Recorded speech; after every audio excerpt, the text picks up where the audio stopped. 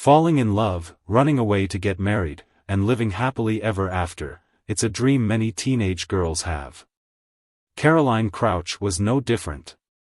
At just 15 years old, she was swept off her feet by a 27-year-old pilot named Babis. He impressed her by flying his helicopter over her school, making her feel special. The two eventually eloped and got married, creating what seemed like a perfect love story. But this fairy tale soon turned into a nightmare that shocked the world. On the morning of May 11, 2021, at around 4:30 a.m., Babis, whose full name is Haralambos Anopolis, woke up to a terrifying scene. He was living in a two-story home in Glicka, a suburb near Athens, Greece. Suddenly, 3 masked men broke in, overpowered him, tied him up, and blindfolded him with duct tape, leaving no time for him to react. What happened next would become a chilling crime that fooled many. He was helpless as the intruders turned their attention to his young wife, 19-year-old Caroline Crouch. Their 11-month-old daughter, sleeping nearby, woke up to the terrifying scene. The men, speaking with Greek and Albanian accents, kept demanding to know where the money was. Caroline had no idea that what started as a robbery would tragically end in her murder. Caroline Crouch was born on July 12, 2001, in Athens to David Crouch, a retired engineer, and Susan de la Costa. When Caroline was 8, the family moved to the beautiful island of Athens because her parents had fallen in love with its coastal charm. Growing up by the sea, Caroline developed a love for swimming and scuba diving. In 2017, during a Good Friday parade, she met Babis, a helicopter pilot. She was just 15 at the time. 3 years later, on July 15, 2019, they tied the knot in Portugal. Just a few days before Caroline's tragic death, she and her husband Babis bought a piece of land. They had big dreams of building their perfect home there, a place for them and their baby daughter. To help buy the land, Caroline's parents gave her €50,000 as a gift. The couple had also saved about €10,000, which they kept hidden at home to cover the cost of building their dream house. People in Greece back then didn't trust banks much, as they were always at risk of going bankrupt. Because of this, it was common for people to keep cash hidden at home, thinking it was safer. Caroline likely shared this view, never expecting the events that would unfold on May 11. A desperate plea for mercy. Babis and Caroline, along with their young daughter, were trapped in terror as the intruders demanded to know where the money was. Hoping to end the nightmare, Babis revealed their secret, an unlikely hiding spot. The intruders opened a Monopoly board game box and took all the money Babis and Caroline had saved for their dream home. But they weren't finished. They roamed the house, taking jewelry and other valuables. Even after the couple gave up everything, the intruders wanted more. Babis and Caroline, overwhelmed with fear, pleaded for their lives and the safety of their daughter. Babis could hear the screams of his wife as the intruders held a firearm against the 11-month-old infant. Although blindfolded, he fought continuously against the restraints. However, the rope around his neck was tightened to the extent that he kept fainting in and out of consciousness. He eventually fainted and then regained his senses after a while. Once conscious, he discovered that the men had left the house. At the moment, the only thing he could hear were the painful cries of his infant daughter. In about 30 minutes or so, Babis was able to get close to his mobile phone and dial emergency services using his nose. As soon as the call connected, Babis cried out for help, asking emergency services to send an ambulance and give them his location. Given that he had duct tape around his mouth, the entire call was filled with muffled words. The operator on the other end asked Babis to explain what happened, but "robbers came in" was all he could say. An hour and a half had gone by since the intruders had broken into Babis and Caroline's residence. First responders arrived at the scene around 6 a.m. As they raced up the front steps to enter the house, what they saw can only be defined as horrific. Inside, the living space and kitchen had been completely destroyed. The drawers were open and empty, with clothing and other belongings scattered across the entire space. Among them was an open Monopoly box, the same box in which Babis and Caroline had hidden the money. First responders also found a security camera on the living room couch. It appeared as if it had been ripped off the walls. While the camera was lying on the couch, its memory card was missing. From the staircase hung the corpse of a white and brown husky puppy, who had been strangled with her own leash.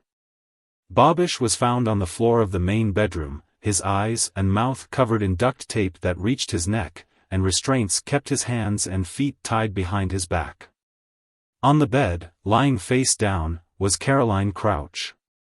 Their infant daughter was beside her, crying and clapping as she pushed her mother in an attempt to wake her up. Caroline was declared dead. Their daughter, while in evident distress, appeared to be unharmed. First responders, however, were quick to observe Caroline's pale skin and determined that she was murdered. Babis went into visible shock when he was freed from his restraints and saw the corpse of his wife, the woman he'd been in love with for the past 5 years. The officers were quick to ensure the safety of the infant and began to interrogate Babis. Based on his side of the story and the state of the crime scene, the presence of 4 men was determined. Police officers concluded that 3 men had entered the house while the 4th kept watch. They interpreted the entire sequence of events up to the murder and escape as follows. Caroline's death wasn't quick or instant. The 20-year-old fought for her life during an attack that lasted about 6 minutes. Bruises all over her body showed she tried to defend herself, and marks on her lips and tongue suggested sharp objects may have been used. However, there was no evidence of sexual assault. Investigation and speculation. Although the damage done to the couple's house was immense, no concrete evidence was left behind by the intruders. The only thing that emergency first responders found in the house was the hood of one of the intruders. Based on how Babis had described the event, it was concluded that the hood must have fallen while Babis was retaliating.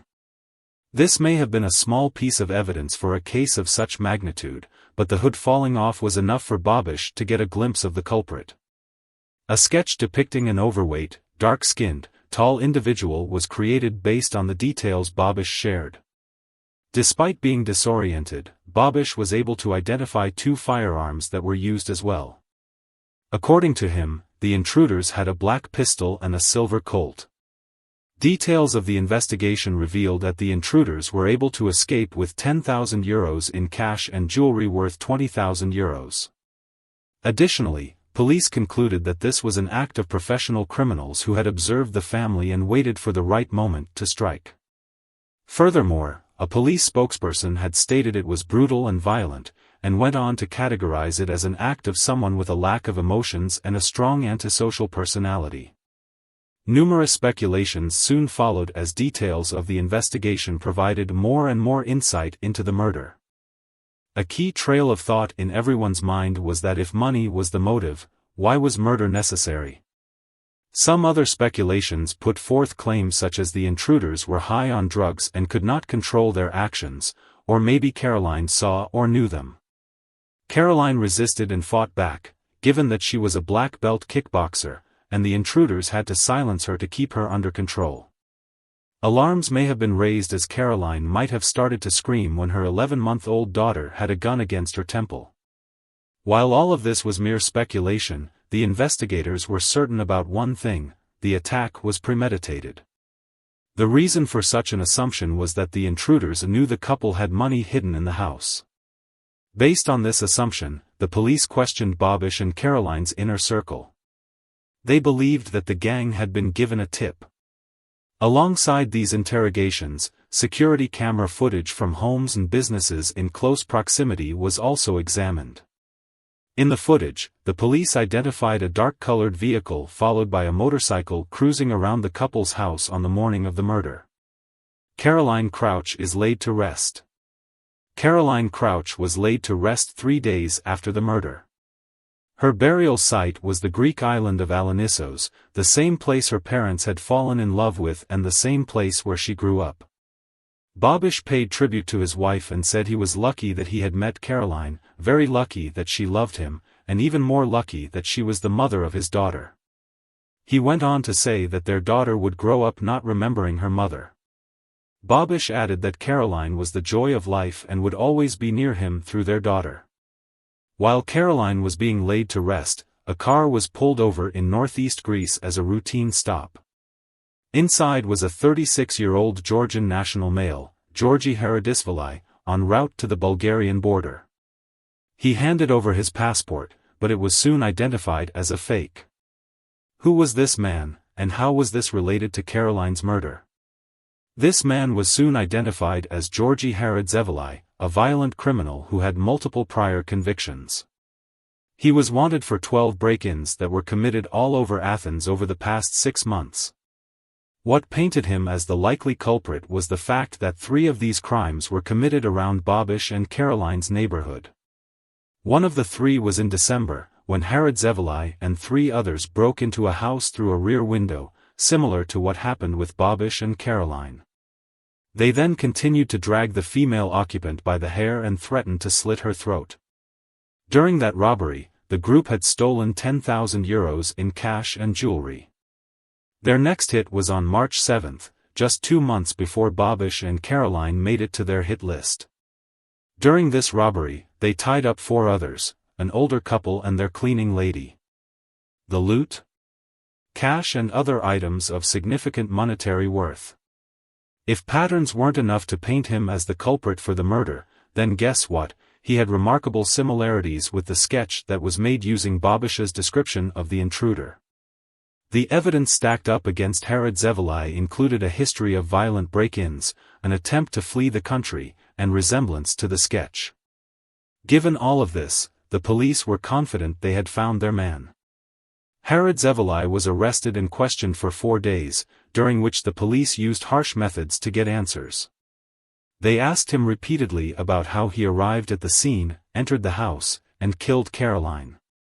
Despite the intense pressure and physical abuse, Haralambos maintained his innocence, insisting he had never heard of Caroline Crouch. The evidence against him didn't hold up, so he was cleared of any involvement in the murder. As a result, 3 police officers from the Athens homicide squad were demoted. Continuing the investigation, the police set their sights on a local Albanian organized crime group. Initially, they had a list of 100 people, which was later narrowed down to 10.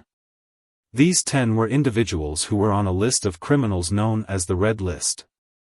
Mugshots of each one were shown to Babis, but the police didn't reveal any other details.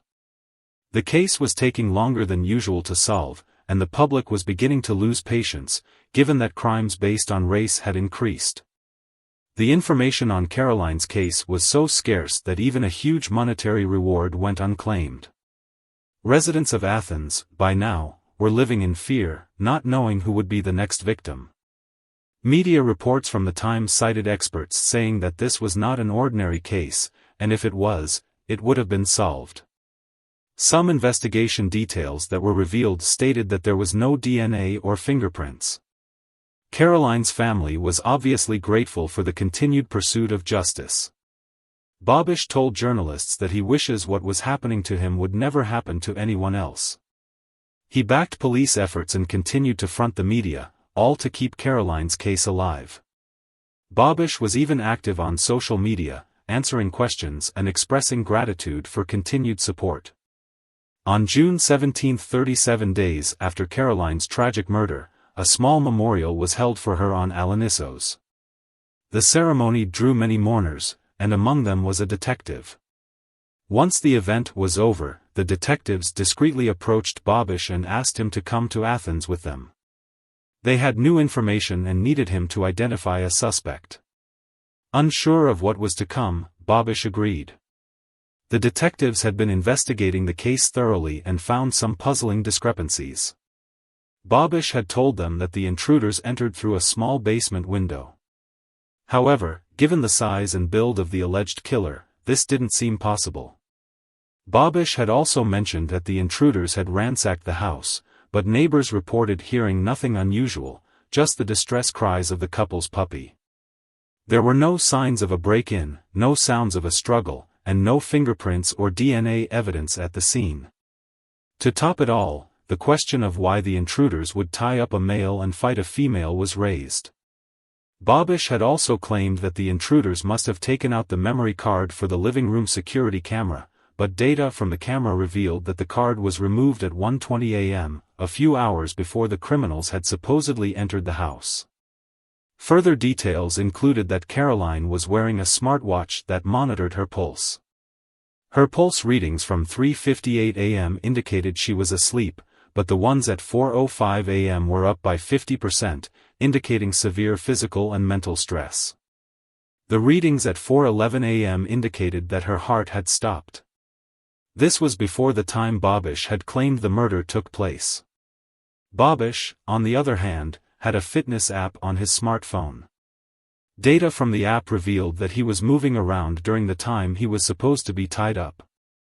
The police had also tried to reenact Babis dialing emergency services with his phone, however, no one was able to do that.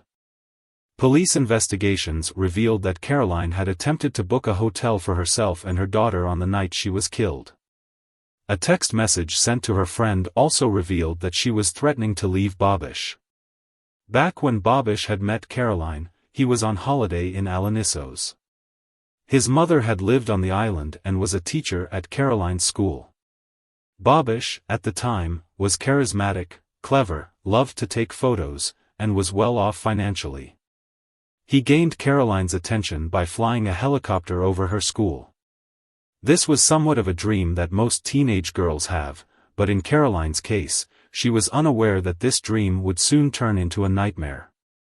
She thought they were the perfect match and took her family into confidence, telling them she was happy. Babis proposed to Caroline a year and a half into their relationship. At the time of the proposal, Caroline was underage, but she turned 18 3 days later. The couple exchanged vows and settled in Glicka. In the initial years of their marriage, Caroline attended college in Athens and Babis continued working as a pilot. Both of them were active on social media, sharing the happy life they were living. From their social media handles, the couple appeared to be in a joyful relationship filled with love and romance. The story in Caroline's diary belonged to a completely different genre. In her diary, she often questioned her relationship with Babis. In 2019, she wrote about fighting with Babis and how serious the fight was. She had mentioned that she was planning on leaving and going to her sister, and that she was unsure if she could continue with him. Throughout their marriage, Babis grew more and more controlling. This behavior seemed to start with their unconventional wedding. Instead of having a traditional Greek ceremony with all their friends and family, Babis chose a private wedding in Portugal, far from the people who cared about them. As time went on, Babis's controlling nature became even more apparent. He constantly pushed Caroline to have a baby, even though she wasn't ready. He insisted it was time for them to start a family. In 2020, Caroline did become pregnant, but unfortunately, she had a miscarriage.